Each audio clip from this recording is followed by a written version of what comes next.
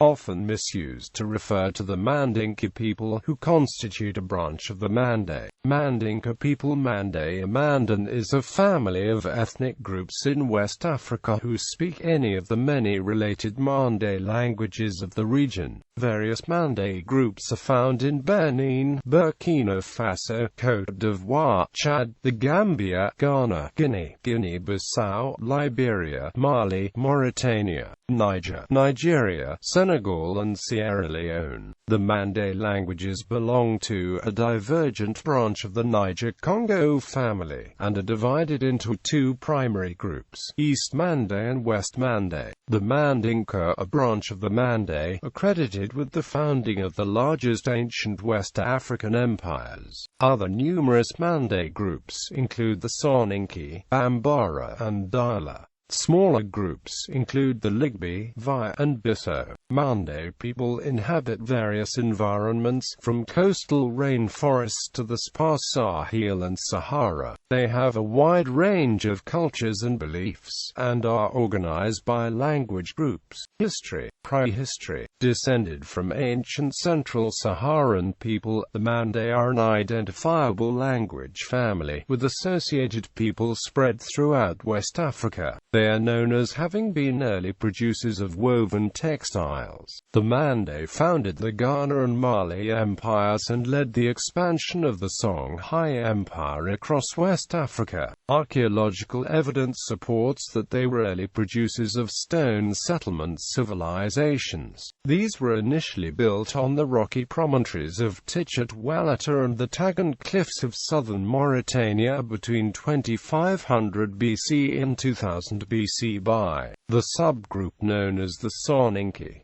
Hundreds of stone masonry settlements with clear street layouts have been found in this area. Some settlements had massive defensive walls, while others were less fortified. In a now arid environment where arable land and pasturage were once at a premium, the population grew. Relatively large-scale political organizations emerged, leading to the development of military hierarchical aristocracies. The agro-pastoral society had a mixed farming economy, millet production, combined with the rearing of livestock. They had learned how to work with copper.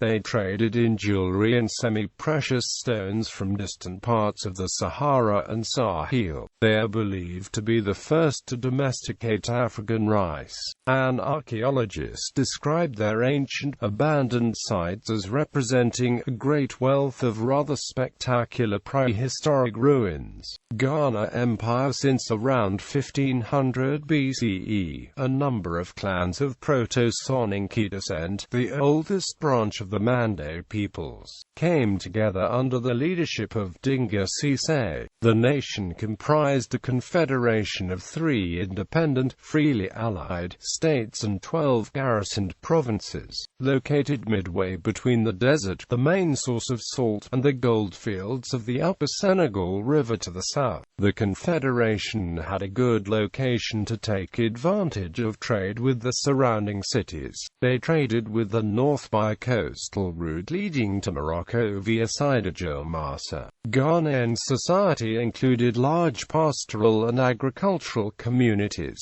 Its commercial class was the most prosperous. The Mande merchants of Ghana came to dominate the luxury trade and slave trade. They had Saharan trade routes connecting the great cities on the southern edge of the Sahara to the northern coast of Africa. They enslaved neighboring Africans, either to sell them or to use them for domestic purposes. Those who were not sold were usually assimilated into the Mande community. Leather goods, ivory, salt, gold, and copper were also sold in exchange for various finished goods. By the 10th century, Ghana was an immensely rich and prosperous empire, controlling an area the size of Texas, stretching across Senegal, Mali, and Mauritania. When visiting the capital city of Kambisala in 950 AD, Arab traveler Ibn Hawqal described the Ghanaian ruler as the richest king king in the world because of his gold. In the 11th century, the kingdom began to weaken and decline for numerous reasons.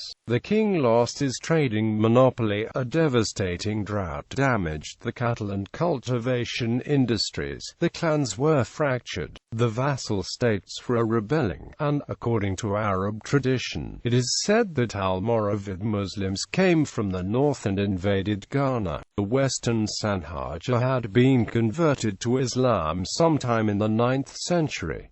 They were subsequently united in the 10th century. With the zeal of converts, they launched several campaigns against the Sudanese, idolatrous black peoples of sub-Saharan Africa. Under the king Tin Barutan ibn Yusuf, the Sanhaja Lamtuna erected and captured the citadel of Ordafist, a critical stop on the trans-Saharan trade route. After the collapse of the Sanhaja Union, Ordagust was taken by the Ghana Empire. The trans-Saharan routes were taken over by the Zenata Magrawa of Sijilmassa. Before the Almoravids, the Islamic influence was gradual and did not involve any form of military takeover. In any event, following the subsequent withdrawal, new goldfields were mined further south and new trade routes were opening further east. Just as it appeared that Ghana would re-emerge, it became the target of attacks by the Susu and the leader Sumanguru. For this conflict in 1235, the Malinke people emerged under a new dynamic ruler, Sundiata Kutita. By the mid-13th century, the once great empire of Ghana had utterly disintegrated. It soon became eclipsed by the Mali Empire of Sundiata. Mali Empire. The most renowned emperor of Mali was Sundiata's grandson, Mansa Musa, also known as Kankan Musa, or the Lion of Mali. His pilgrimage to Mecca in 1324 put Mali on the map, literally.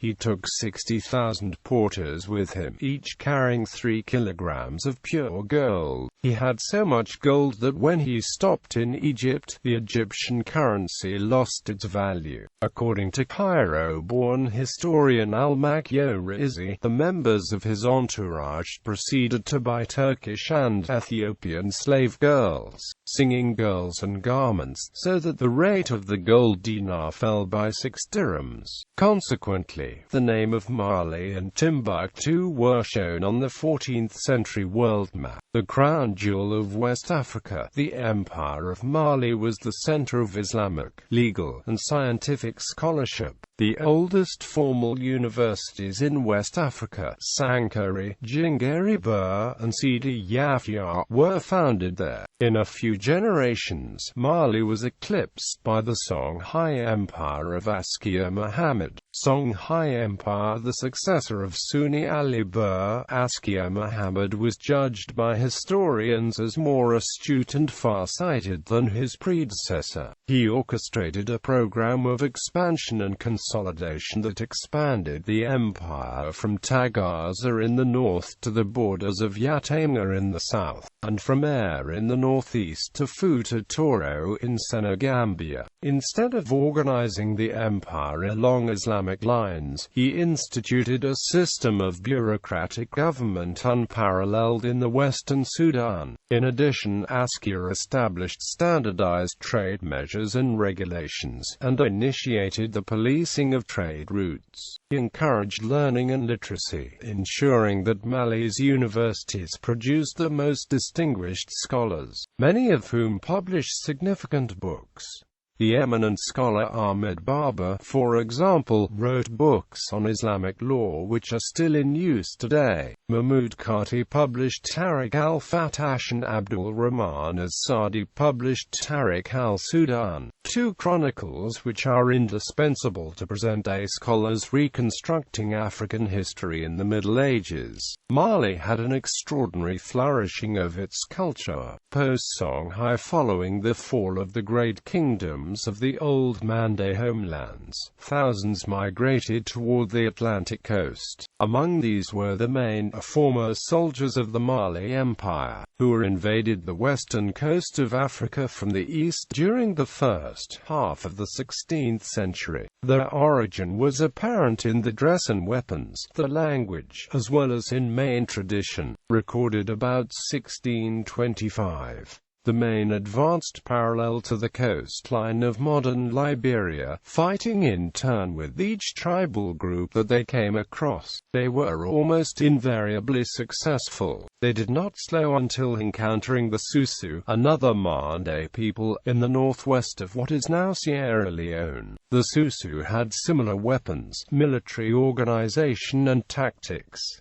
French colonization of West Africa greatly affected Mande life. Constant wars with the French cost the lives of thousands of the soldiers. It led to their increased reliance on Atlantic slave trade for revenues, and the creation of boundaries by European powers divided the population. The Mande people are still active in West African politics. Ethnic Mande have been elected as presidents in several states. The Mande people's conflict with other African tribes has been exacerbated since the start of the 20th century, as desertification has forced them steadily south in search of work and other resources. Frequently, this has resulted in outbreaks of war with indigenous populations along the coast. Culture predominantly Muslim, the Mande have a patrilineal kinship system and patriarchal society. They usually observe ritual washing and daily prayers of Islam. Few wear Arab dress, and virtually no women wear a veil. The most famous Mande practices of the Saninkuya, or joking relationship, among clans.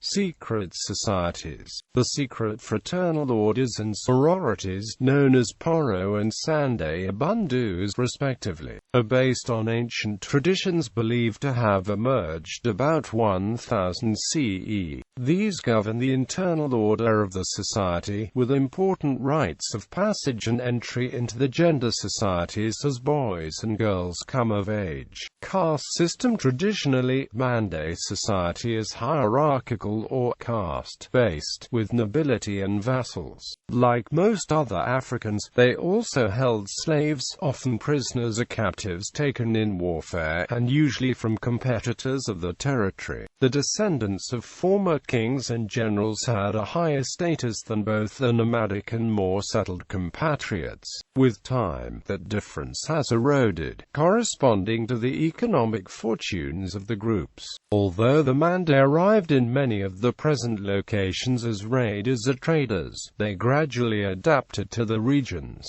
In the 21st century, most work either as settled agriculturalists and nomadic fishermen, some as skilled as blacksmiths, cattle herders, and griots or bards. Fadenye or father-childness is a word used by Mande peoples, originally to describe the tensions between half-brothers with the same father and different mothers. The concept of fadenye has been stretched and is often used to describe the political and social dynamism of the Mande world. Fadenye is often discussed in contrast to badenye, or mother-childness.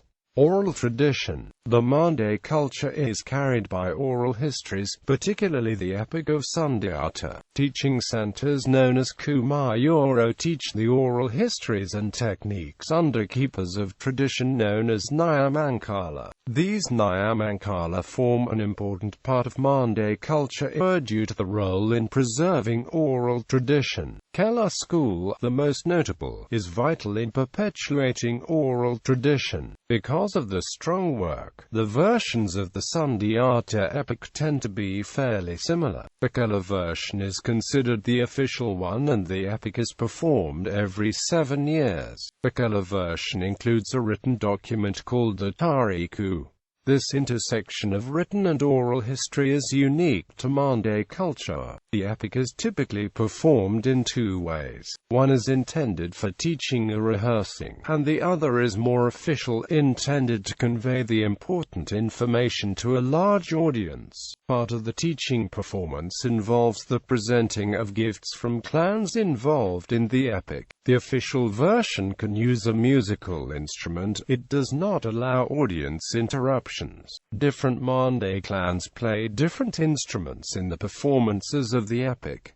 The Candace also started a school for oral history. Religion. Most of the Mande groups in the westernmost part of West Africa have been predominantly Muslim as early as the 13th century, with others like the Bambara being Islamized as late as the 19th century. Traditional beliefs such as initiation groups like Chiwara.Dwo and beliefs in the power of juju remain among Muslim Manden. Many smaller Manden groups such as the Bobo retain pre-Islamic belief systems in their entirety. According to oral histories, the Mande, in particular the Soninke, contributed to the Islamization of non-Mandega groups at the edge of the Sahel in West Africa through trade and settlement. Arts. Much Mande art is in the form of jewelry and carvings. The masks associated with the fraternal and sorority associations of the Maka and the Mende are probably the best known, and finely crafted in the region. The Mande also produce beautifully weaved fabrics which are popular throughout Western Africa, and gold and silver necklaces, bracelets, armlets, and earrings.